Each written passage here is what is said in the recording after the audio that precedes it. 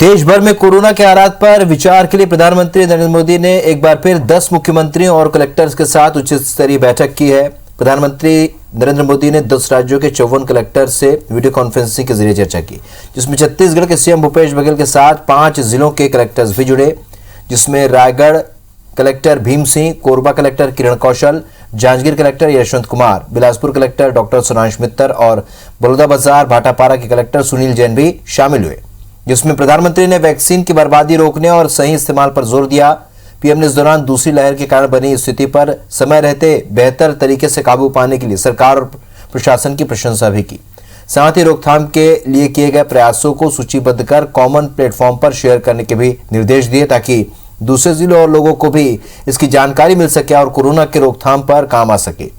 PM Modi ने कलेक्टरों से जहां उनकी समस्याएं और प्लानिंग पूछी, तो वहीं उन्होंने ये भी कहा कि अपने जिले के अनुरूप सभी कलेक्टर्स प्लान बनाकर काम करें। कोरोना के तीसरी लहर के लिए अलर्ट रहने के भी उन्होंने निर्देश दिए।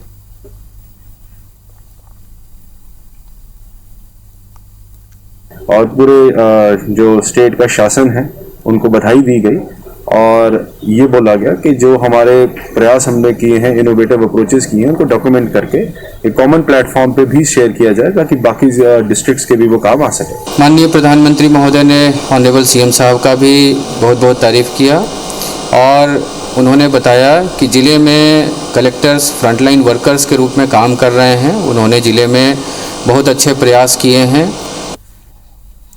सौरभ परिहार हमारे सहयोगी और ज्यादा जानकारी के साथ इस खबर पर हमारे साथ सीधे इस वक्त रायपुर से जुड़ रहे हैं। सौरभ, जिस तरीके से हमने देखा दूसरी लहर के दौरान कोरोना संक्रमण तेजी से छत्तीसगढ़ में फैला था, जिसे बहुत ही बेहतर तरीके से प्रबंधन से प्रदेश में से नियंत्रित किया गया और इसके लिए खुद पीएम ने भी तारीफ की।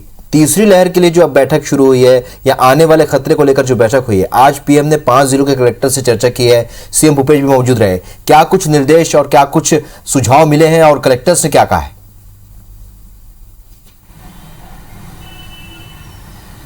बिल्कुल, देखिए प्रधानमंत्री रोजाना पिछले 3 दिन से सभी जिलों के कलेक्टरों से बारी बारी से चर्चा कर रहे हैं। राज्य के अलग अलग जहां पर सबसे ज़्यादा प्रभावित जिले हैं कोरोना से संबंधित, जहां पर मौत का आंकड़ा और जहां पर पॉजिटिव दर में बढ़ोतरी हुई है, उसको लेकर। इससे पहले भी हमने देखा कि प्रधानमंत्री ने सबसे पहले राज्यों के मुख्यमंत्रियों से चर्चा की, उसके बाद फिर राज्यपाल से चर्चा की है, अब कलेक्टरों से चर्चा कर रहे हैं। और वास्तव में जो ग्राउंड लेवल की स्थिति है वो कलेक्टर ही बता पाएंगे कि वस्तु स्थिति क्या है, इसलिए प्रधानमंत्री चर्चा कर रहे हैं। और जैसे आज जो छत्तीसगढ़ के 5 जिलों के कलेक्टरों से चर्चा हुई है, इन सभी जिलों के कलेक्टरों ने वस्तु स्थिति बताई है। इस बैठक में मुख्यमंत्री भूपेश बघेल भी शामिल थे, उनके साथ जो है स्वास्थ्य विभाग के जो प्रमुख अधिकारी थे वो भी शामिल थे और बताया गया कि किस तरीके से जो पॉजिटिविटी दर है और मौत के आंकड़े हैं और जो राज्य सरकार के द्वारा तमाम तैयारियां की गई है, ऑक्सीजन से लेकर जो है बेड, आईसीयू तक की जो है सुविधाओं को बताया गया। लेकिन प्रधानमंत्री ने 2-3 महत्वपूर्ण बातें जो है राज्य के कलेक्टरों को कहा है कि सबसे पहले तो यही कहा कि जो तीसरी लहर आने वाली है उससे कैसे बचा जाए, उससे को लेकर जो है राज्यों को पर्याप्त व्यवस्था करनी चाहिए। प्रधानमंत्री ने सीधे तौर पर जो है जिले के कलेक्टरों से वहां की स्थानीय समस्या को भी जानने की कोशिश की। इससे साफ मालूम होता है कि प्रधानमंत्री अगर स्थानीय समस्या को एक कलेक्टर से जानना चाहते हैं, इसका मतलब साफ है कि आने वाले दिनों में हो सकता है कि केंद्र सरकार जो कोई एक बड़ा रोड मैप बना रही होगी पूरे देश भर के स्वास्थ्य सुविधाओं को बेहतर करने के लिए।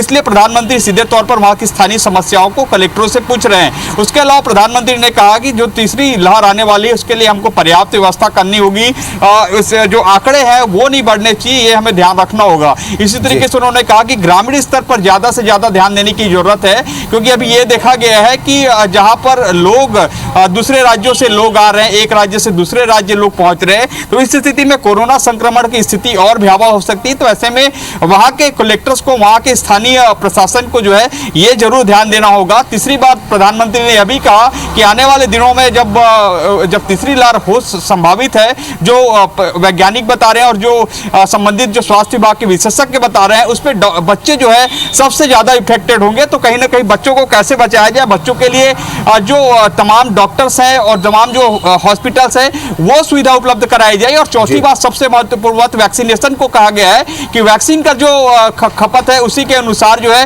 वैक्सीन लगाया जाए, वैक्सीन की जो डोज है उसके अनुसार ही वैक्सीन लगाया जाए कि खपत ना हो। क्योंकि हमने पिछले दिनों देखा था कि पूरे देश भर में जो है 4.5 लाख से ज़्यादा वैक्सीन जो है खपत हो गई थी, जो है अर्थात उसका यूज़ नहीं किया जा सका था। इसको लेकर कहीं ना कहीं प्रधानमंत्री ने सभी कलेक्टरों से कहा है कि इस बात पर जो है ज़्यादा फोकस किया जाए कि वहाँ पर वैक्सीन की खपत जो है कम हो, खपत अर्थात जो बर्बादी ना हो।